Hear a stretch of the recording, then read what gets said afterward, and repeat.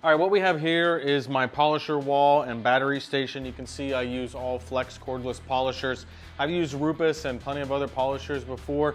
I just decided to switch to an all cordless setup so that I didn't have cables in my shop. That's not to say that Flex or any other company is better than the other. That's not what we're here to talk about. I just personally prefer battery operated equipment. And so at the top, what I have is a 6, a 5, and a 3-inch DA polisher, and then a 5-inch rotary, a 5-inch force rotation, and a 3-inch rotary on this PXE80. Now the Flex PXE80, you can put all kind of different attachments. You can see my little wrench for changing here. You have everything from their 140th attachment, which gets into door handles and tight spaces, 1-inch rotary, 1-inch DA, this all unscrews. This is a 2-inch here. I used to have a 3-inch backing plate on here. I just generally keep the rotary attachments on this one and the DA attachments on this one, and then I always have what I need. All right, what we're gonna use today is we're gonna use this 3-inch, the heavier cutting pad, foam pad from Autofiber. We're gonna use a Buffmaster microfiber towel to wipe off polish residue. It's a tightly knit towel. I'm gonna use today Sonax Cut Finish. I like Sonax Cut Finish, and a heavier pad and a longer work time results in a really good single step, and this client's gonna be super happy. I'm gonna show you because I already did a test spot. All right, so one of the things that makes these attractive pads is you see it kind of flares out. This is fitting on a 3-inch backing plate, but it's actually closer to like 3 1/4 width compared to a 3-inch standard 3-inch pad.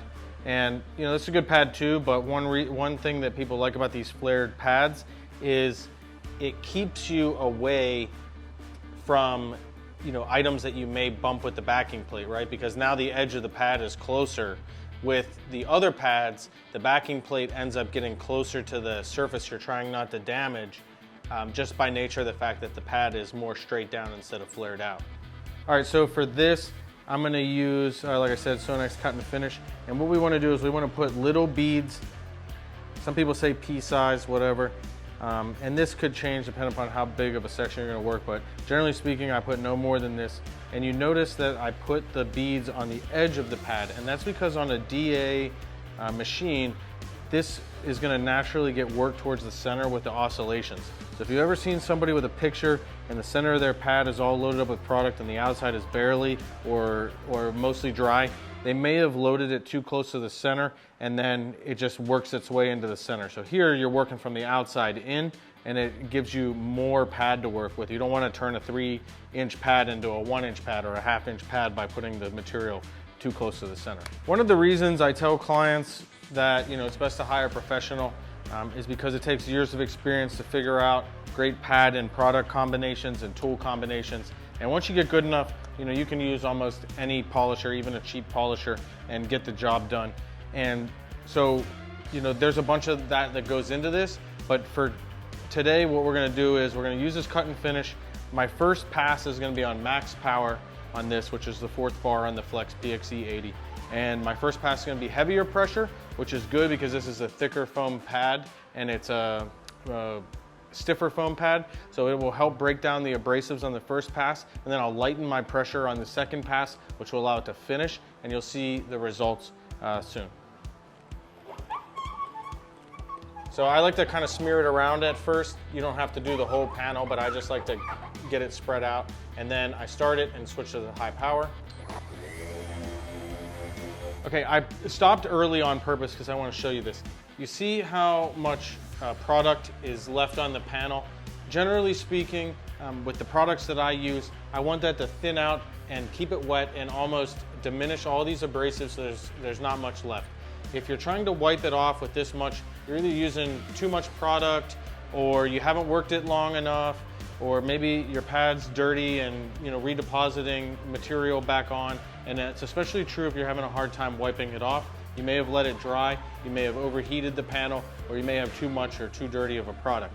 So I stopped to show you, I don't want to stop when the product looks like this. I'm going to show you how I diminish it out, and then I'll show you before I wipe. Okay, so I'm going to get ready to wipe this panel, and you notice how it's more of a fine wet, like just a greasy texture versus that solid or mostly solid milky white. And it's gonna wipe off so much easier when it's like that. And then you notice my pad is not overly dirty either. And every time I stop my machine, I'm gonna clean off my pad. Now you can use the claw brush that I showed you from Rupus earlier, or you can use a compressor, which we're gonna use a compressor. We're gonna keep that pad clean. If you don't keep your pad clean, you're gonna reintroduce swirling. It's not gonna correct as well. You're gonna throw the machine off balance. And I'm gonna show you the final result of this car when we're done. Okay, so you can see how our new Autofiber pads combined with our Sonax Cut and Finish made quick work out of a one-step of this C7 Corvette in orange, and we really like how this turned out.